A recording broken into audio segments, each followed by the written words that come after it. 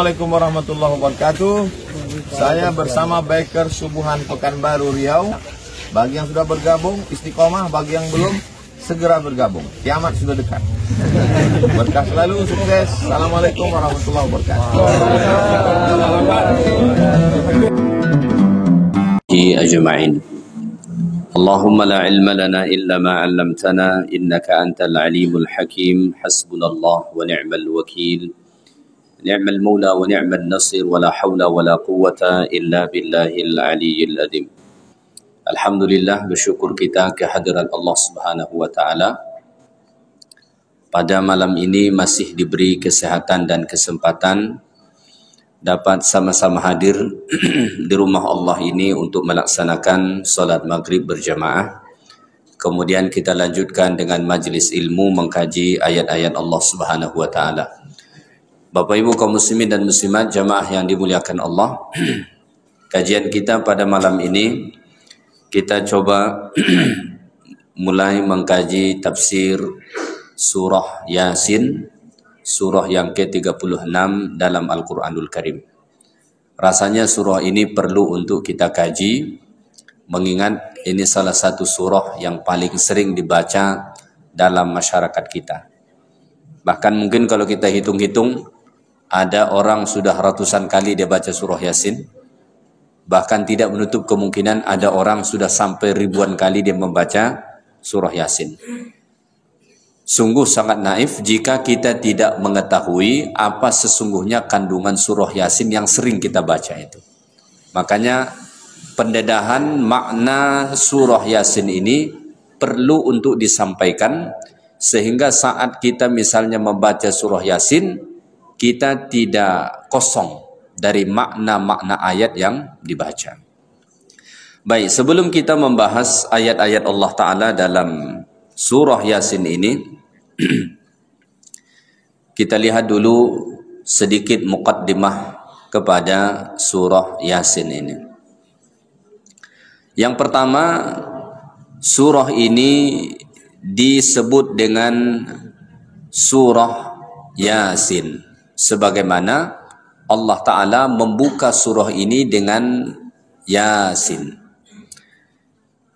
Kenapa surah ini disebut sebagai surah Yasin? Karena perkataan Yasin ini unik. Hanya sekali itu saja disebut Allah Ta'ala di sepanjang Al-Quran. Jadi kalau kita membaca Al-Quran, itu ada kata yang berulang kali disebut. Bahkan bisa jadi setiap surah perkataan itu ada. Dan juga ada beberapa perkataan dalam Quran, di sepanjang Quran itu cuma sekali tok Allah Ta'ala sebut. Ulama itu sampai saking detailnya para ulama mengkaji Quran itu, sampai mereka kumpulkan kata-kata yang ada dalam Quran, lafaz-lafaz yang ada dalam Quran yang cuma sekali disebut.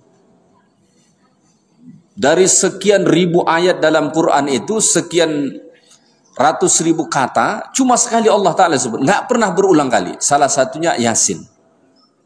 Maka perkataan Yasin itu unik, ya. Maka kemudian disematkanlah menjadi nama surah ini. Zaman Nabi Sallallahu Alaihi Wasallam, surah ini sudah pun dikenal sebagai Yasin. Jadi zaman Nabi sudah dipanggil surah ini sebagai surah Yasin. Salah satu buktinya apa? Ditemukan riwayat-riwayat hadis yang mana dalam riwayat itu Nabi langsung menyebut perkataan Yasin atau sebutan Yasin. Misalnya ada riwayat mengatakan, Iqra'u Yasin ala mautakum. Bacalah surah Yasin untuk orang yang hendak mati di antara kalian. Dalam hadis itu Nabi Sallallahu Alaihi Wasallam sudah langsung menyebut Yasin, Iqra'u Yasin, bacalah surah Yasin. Ini menunjukkan bahwasanya zaman Nabi Sallallahu Alaihi Wasallam pun surah ini sudah dipanggil sebagai surah Yasin. Da'aha ba'dus salaf qalbal Quran. Kemudian sebahagian ulama-ulama salaf, ulama salaf ini ulama-ulama generasi awal, Dari tahun yang pertama sehingga tahun yang ke-300. Jadi 3 abad pertama itu disebut generasi salaf. Kalau salafi itu menisbatkan ke situ.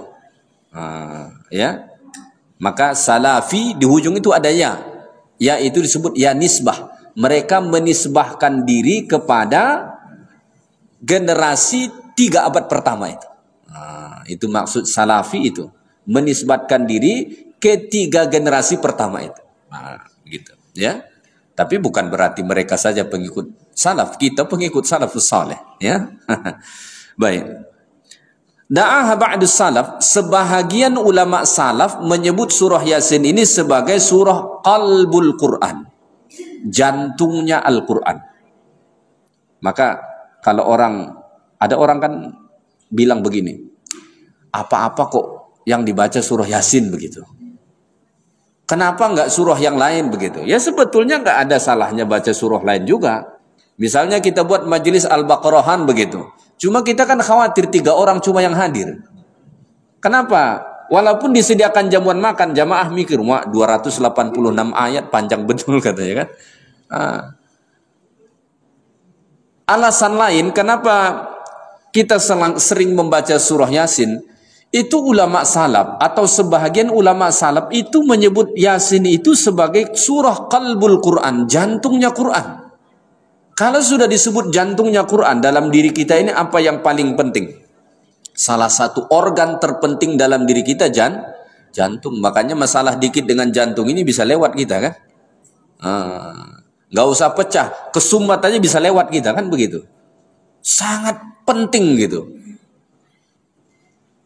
Maka kalau kita sudah dapat jantungnya, udah aman itu. Jadi kata qalbun itu sebetulnya lebih tepat diterjemah dengan jantung. Kita biasa terjemah dengan hati, ya kan?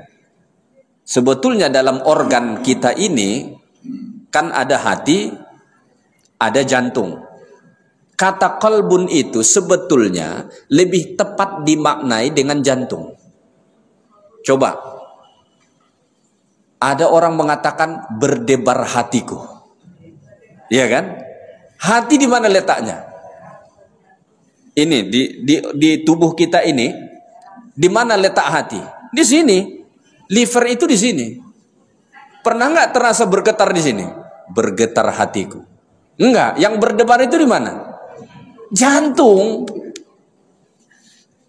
Iya kan? Yang deg-degan itu di mana? Jantung. Makanya kata qalbun itu sebetulnya lebih tepat dimaknai dengan jantung. Ini untuk organ tubuh kita ya, ketimbang hati. Kenapa? Debaran itu, rasa itu sesungguhnya ada di jantung itu, bukan di liver kita ataupun hati kita, bukan di situ. Ya, tapi karena sudah terbiasa kita sebut hati, ya nggak apa-apalah kan gitu. Jadi sebagian ulama salaf menyebut surah Yasin ini sebagai qalbul Quran, jantungnya Quran. Mungkin ini menjadi salah satu alasan banyak kaum muslimin kenapa kemudian memilih surah Yasin. Logikanya kan kalau jantungnya kita sudah dapat, yang lain itu sudah ngikut lah, kira-kira begitu. Ya kan? Baik. Jadi itu juga berdasarkan riwayat. Jadi ulama salaf menyebut surah Yasin ini sebagai jantungnya Quran, bukan ngarang mereka. Ada riwayat dari Al-Imam At-Tirmidzi rahimahullah, diriwayatkan oleh Al-Imam At-Tirmidzi, Nabi SAW menyatakan, "Inna likulli syai'in qalban wa qalbul Qur'ani Yasin." Segala sesuatu itu punya qalb, ada jantungnya, dan jantung Al-Quran itu adalah Yasin.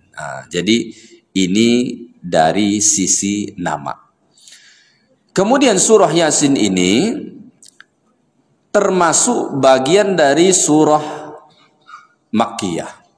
Artinya ini surah diturunkan kepada Nabi kita sallallahu alaihi wasallam tatkala Nabi masih berada di Mekah. Dan ini nanti bisa kita lihat dari sisi kandungan surah ini juga.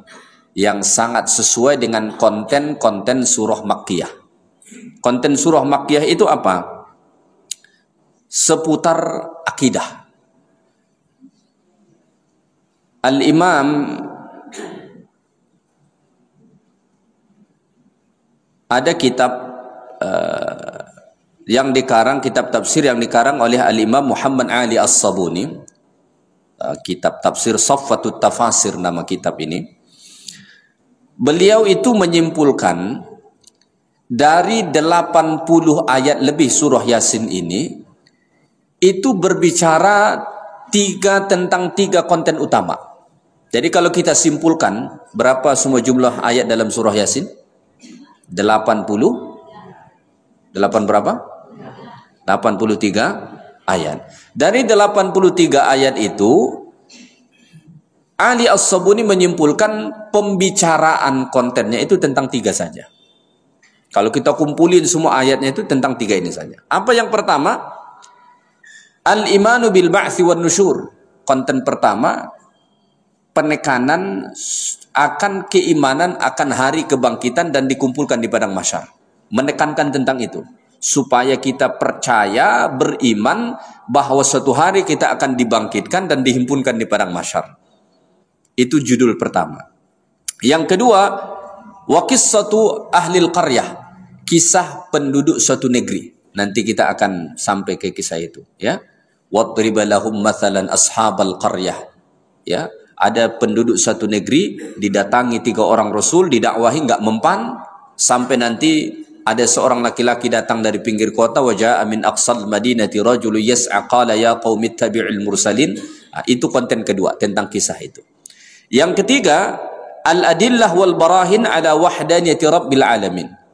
Konten ketiga yang dibicarakan dalam surah Yasin ini itu mengemukakan dalil-dalil yang menunjukkan kemahaesaan Allah Subhanahu wa taala. Tentang tiga pembicaraan ini adalah konten surah Makkiyah. Jadi kalau kita melihat surah-surah Makkiyah, biasanya konten yang dibahas tentang tiga hal ini. Tentang hari kebangkitan di akhirat, kisah-kisah masa lampau, dan juga tentang dalil-dalil kemahaesaan Allah Ta'ala. Kalau surah-surah Madaniyah, itu banyak berbicara tentang hukum-hukum. Karena memang hukum-hukum dalam Islam itu banyak diturunkan ke Nabi setelah Nabi SAW hijrah ke Madinah. Maka surah Yasin ini bagian daripada surah Makkiyah, diturunkan kepada Nabi kita sallallahu alaihi wasallam. Sebahagian ulama berpendapat ini adalah surah yang ke-41 diturunkan ke Nabi. Walaupun dalam Quran kita lihat surah Yasin ini nomor yang ke-36, ya. Tapi kalau dilihat dari urutan penurunan surah ke Nabi, surah Yasin ini adalah surah yang ke-41 diturunkan kepada Nabi kita alaihi salatu wassalam. Nazalat ba'da surati Qul Uhiya, diturunkan setelah surah Qul Uhiya, maksudnya surah Al-Jin. Jadi ada satu surah dalam Quran, surah Al-Jin. Dulu saya ingat sudah pernah saya sampaikan tafsir surah Al-Jin di sini sebahagiannya. Qul uhiya ilayya annahu istama'a nafarun minal jin faqalu inna sami'na Qur'anan ajaba. Setelah surah Al-Jin baru kemudian surah Yasin, ya. Dan sebelum surah Al-Furqan. Jadi urutannya surah Al-Jin, surah Yasin, baru surah Al-Furqan. Itulah urutan penurunan surah Yasin ini kepada Nabi kita alaihi salatu wassalam. Tentang jumlah ayatnya, kebanyakan ulama menghitung jumlah ayat dalam surah Yasin ini sebanyak 82 ayat. Kebanyakan ulama. Tapi menurut ulama-ulama dari Kufah, jumlah ayat dalam surah Yasin ini sebanyak 83 ayat. Nah, dalam Quran 83. Berarti sesuai dengan perhitungan ulama-ulama dari Kufah. Apakah ulama yang lain itu salah? Tidak. Seperti yang sering saya sampaikan, ini cuma cara memandang dalam penghitungan ayat. Ada satu ayat dipandang 2 ayat oleh ulama yang lain, sedangkan ulama yang lain cuma memandangnya 1 ayat. Bukan berarti ada ayat yang bertambah atau ada ayat yang berkurang. Ya. Baik, surah Yasin ini salah satu surah yang mempunyai keutamaan khusus. Ya. Mustahil rasanya surah Yasin ini tidak mempunyai keutamaan. Ya, melihat kaum muslimin begitu bersungguh-sungguh membaca surah Yasin. Jadi saking dekatnya surah Yasin ini dengan masyarakat kita, sampai-sampai ada orang kampung tak pandai dia baca Quran, tapi kalau Yasin bisa dia baca. Iya. Bukan cuma bisa dia baca, hafal dia.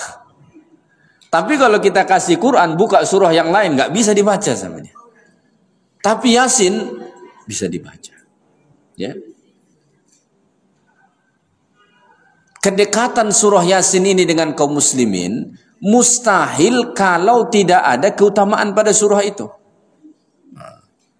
Jadi surah-surah dalam Quran itu ada yang mempunyai keutamaan secara umum dan ada yang mempunyai keutamaan secara khusus.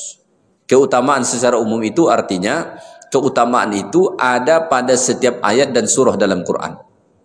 Misalnya Nabi mengatakan, siapa yang membaca satu huruf dari Al-Quran diberi 10 pahala.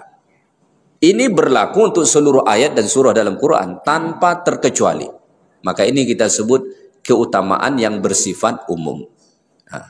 Selain keutamaan yang bersifat umum itu, ada keutamaan-keutamaan yang bersifat khusus. Hanya dimiliki surah-surah tertentu ataupun misalnya ayat-ayat tertentu. Misalnya ayatul kursi.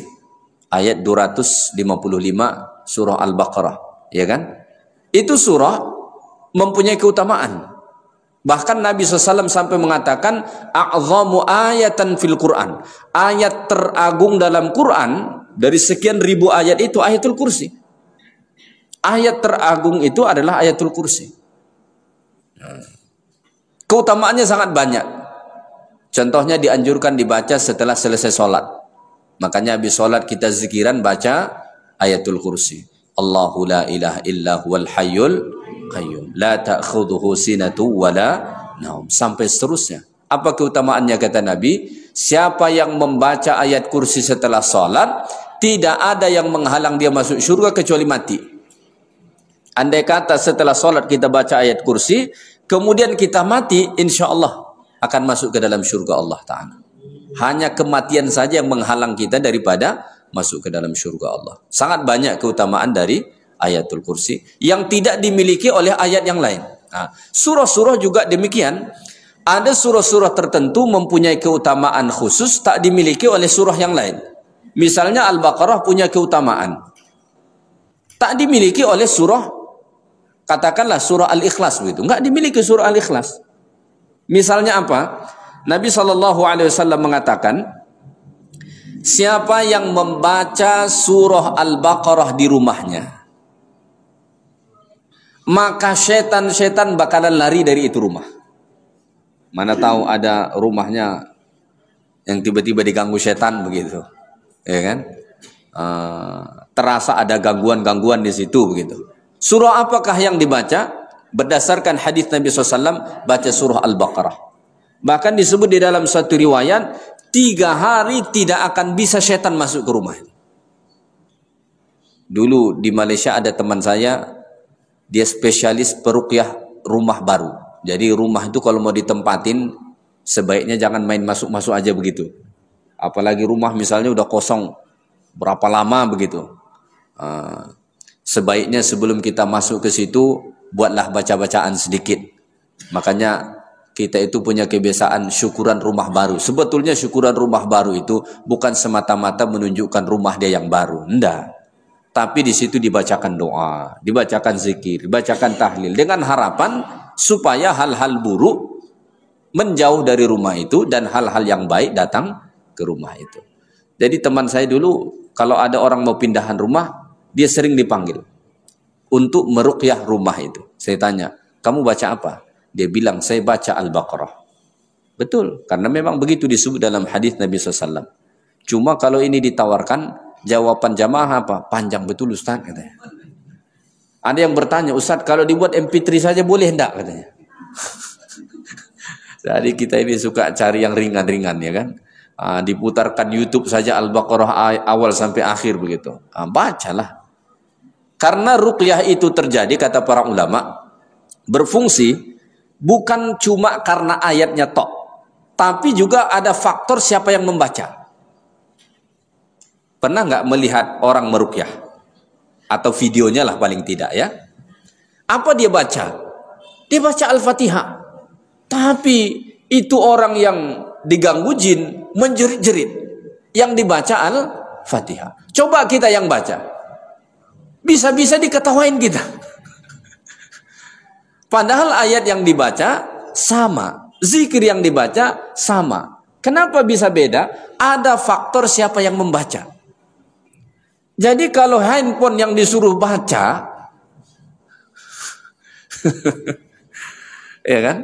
Kalau handphone ini yang disuruh baca, ya bisa jadi jinnya nggak takut dia,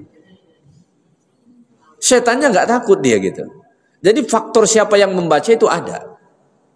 Makanya doa yang sama dibaca oleh orang yang berbeda, hasilnya bisa beda. Ayat yang sama dibaca oleh orang yang berbeda, hasilnya bisa beda. Ya kan? Orang tertentu, dia baca ayatul kursi, itu orang yang diganggu setan, yang dirasuki jin, lari langsung tuh jin, ketakutan.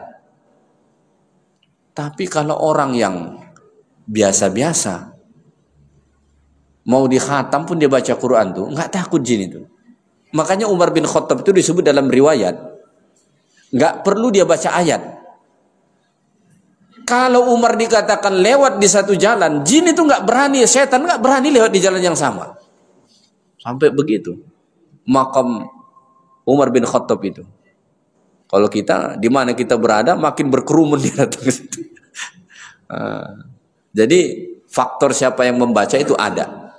Ya, jadi jangan kita suka mencari solusi-solusi seperti udah pakai handphone aja, pakai MP3 saja, pakai YouTube saja begitu. Jangan. Harus orang yang membacanya gitu. Karena faktor siapa yang membaca itu ada. Baik. Jadi surah Yasin ini itu surah yang mempunyai keutamaan. Ada keutamaannya. Ini saya bacakan keutamaan yang disebutkan dalam tafsir Al-Imam Ibnu Katsir. Kenapa saya pilih tafsir Al-Imam Ibnu Katsir? Imam Ibnu Katsir ini murid Syekhul Islam Ibn Taimiyah. Pernah mendengar Ibn Taimiyah? Ibn Taimiyah ini kata orang rujukan orang Salafi. Ya. Murid beliau Al-Imam Ibnu Katsir. Al-Imam Ibnu Katsir itu berguru kepada Syekhul Islam Ibn Taimiyah. Sebab itu saran saya, jangan sampai kita jadi orang, ada sekelompok orang kalau sebut saja nama Ibn Taimiyah seolah-olah dia menganggap itu orang yang recehan begitu. Jangan. Mungkin ada pendapatnya yang tidak pas di kita. Ya namanya manusia, pasti ada pendapatnya yang diterima, ada tidak. Satu-satunya yang pasti benar pendapatnya adalah Allah dan Rasulullah, itu saja. Lain dari itu mungkin benar, mungkin ada salahnya. Namanya manusia begitu. Al-Imam Ibnu Katsir ini salah satu guru beliau itu Ibn Taimiyah rahimahullah ta'ala alaih. Dan beliau mendatangkan riwayat-riwayat ini dalam tafsir Al-Imam Ibnu Katsir ya. Apa keutamaannya? Pertama, tadi saya sudah bacakan dalam hadis yang diriwayatkan oleh Al-Imam At-Tirmidzi rahimahullahu taala, inna likulli syai'in qalban wa qalbul Qur'ani Yasin. Bahwa segala sesuatu itu ada jantungnya, dan jantung Al-Qur'an itulah surah Yasin. Itu pertama. Kemudian ada riwayat yang lain juga tentang keutamaan surah Yasin ini. Waqala Al-Hafiz Abu Ya'la. Hadis ini diriwayatkan oleh Al-Hafiz Abu Ya'la. Kalau dikatakan Al-Hafiz, ini bukan cuma hafal Quran, tapi hafal banyak sekali hadis-hadis Nabi SAW.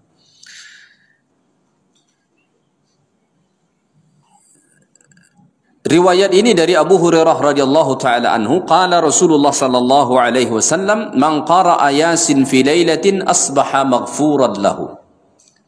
Siapa yang membaca surah Yasin pada malam hari, maka paginya dia mendapat ampunan Allah. Hadis ini mengandungi setidaknya dua pengajaran bagi kita. Pertama, dianjurkan kita baca Yasin pada malam hari. Ya, dianjurkan kita membaca Yasin pada malam hari. Maka kalau mau buat Yasinan, ada baiknya buat di malam hari.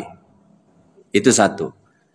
Yang kedua, hadis ini menunjukkan bahwasanya dengan sebab kita membaca surah Yasin, kita mendapatkan ampunan Allah. Asbaha maghfuran lahu. Siapa yang membaca Yasin di malam hari, besok pagi dia sudah dapat ampunan Allah. Maka surah Yasin ini kemudian menjadi salah satu penggugur dosa-dosa kita. Makanya orang yang rajin baca Yasin, insya Allah dosanya digugurkan Allah. Dengan sebab apa? Baca surah Yasin. Jadi amal-amal ibadah kita itu ada keutamaannya memang untuk menggugurkan dosa. Selain mendapat pahala, juga menjadi penggugur dosa. Misalnya membaca surah Yasin berdasarkan riwayat ini. Contoh lain juga misalnya berpuasa. Nabi mengatakan dalam hadis, man sama Ramadana imanan wa ihtisaban ghufira lahu ma taqaddama min dzambi. Siapa yang berpuasa Ramadan atas dasar iman dan mengharap pahala kepada Allah, maka diampunkan dosanya yang telah lalu. Artinya puasa itu juga menjadi penggugur dosa. Salat juga menjadi penggugur dosa. Baca Quran, khususnya surah Yasin, juga menjadi penggugur dosa. Ya, saya suka melihat di kampung-kampung tuh, antara maghrib dan isya tuh kan di kampung-kampung nggak ada kajian biasanya. Orang-orang tua di kampung tuh malas dia pulang ke rumah habis maghrib, duduk aja di masjid. Apa yang dibaca? Cuma surah Yasin aja. Dia nggak buka Quran. Di rak masjid itu biasanya ada surah-surah Yasin tuh kan yang sudah dicetak tuh. Itu aja dibaca sama dia. Mungkin sebagian orang memandang itu sepele, tapi sesungguhnya itu adalah amalan yang sangat besar nilainya di sisi Allah. Selain dari setiap huruf dia dapat 10 pahala, besok pagi hari dia sudah diampunkan Allah. Ya, jadi ada baiknya ini dibaca pada malam hari. Isnadun jayyid, sanad tentang riwayat ini kuat, bagus, ya. Dalam riwayat yang lain juga ada disebut. Jadi ada beberapa riwayat yang memberikan makna yang lebih kurang sama, ya. Man qara'a Yasin fi lailatin ibtigha'a wajhillah ghufira lahu. Ini juga penting. Siapa yang membaca Yasin pada malam hari karena Allah. Jadi harus ikhlas. Karena ada orang juga Yasinan ini karena segan sama tetangga. Ya. Saya kalau di kampung sangat jarang, hampir saya nggak pernah pergi acara Yasinan. Kalau saya lagi di kampung, hampir saya nggak pernah pergi. Kenapa? Saya tidak suka dengan kebiasaan yang sering dilakukan di sana. Apa itu? Biasanya Yasinan ini kan habis Isya. Saat pergi sholat Isya ke masjid, yang datang sholat berjamaah cuma beberapa orang. Pas pulang dari masjid, itu rumah tempat Yasinan udah penuh orang di situ. Bukan mau buruk sangka, bisa kita katakan yang mau Yasinan ini belum sholat Isya begitu. Tapi kalau misalnya kita sholat Isya berjamaah dulu rame-rame, habis itu kita baru ke rumah yang dituju untuk baca Yasinan tadi, silahkan. Tapi ini kebanyakan sholat Isya pun tidak mau Yasinan. Kenapa? Ya karena nggak enak sama tetangga. Persatuan di kampung itu yang mendorongnya, bukan ibtigha'a wajhillah, bukan karena mengharapkan ridho dari Allah Ta'ala. Maka hampir saya tidak pernah pergi. Karena kita baru pulang dari masjid, tiba-tiba udah penuh aja di rumah tuh. Ini orang belum sholat Isya, sudah mau ngirim-ngirim pahala begitu. Ya kan? Kita mau ngirim pahala, sebaiknya kan sholat dulu lah begitu. Masa belum sholat tiba-tiba udah mau ngirim pahala gitu. Saldonya belum ada udah mau transfer aja begitu. Isi saldo dulu baru transfer kan begitu. Baik. Kemudian termasuk juga keutamaan surah Yasin ini, dianjurkan dibaca kalau ada orang yang hendak meninggal dunia. Ya. Maka ada disebut dalam riwayat, saya tinggal 2 menit lagi nih, saya minta maaf tak sempat sampai Isya. Saya bisa beri kuliah, ada kuliah online saya ke Malaysia malam ini ya. 2 menit lagi. Ada juga keutamaan surah Yasin ini, dianjurkan dibaca untuk orang yang hendak meninggal dunia. Kalau ada orang sakit-sakitan udah hampir mati begitu, apalagi susah kelihatannya mau mati, dianjurkan baca Yasin di sisi dia. Iqra'u Yasin ala mautakum. Walihada qala ba'dul ulama, sebagian ulama mengatakan begini, min khasaisi hadhihi surah, sebagian dari keutamaan surah Yasin ini, annaha la tuqra'u inda amrin asirin illa yassarahullah.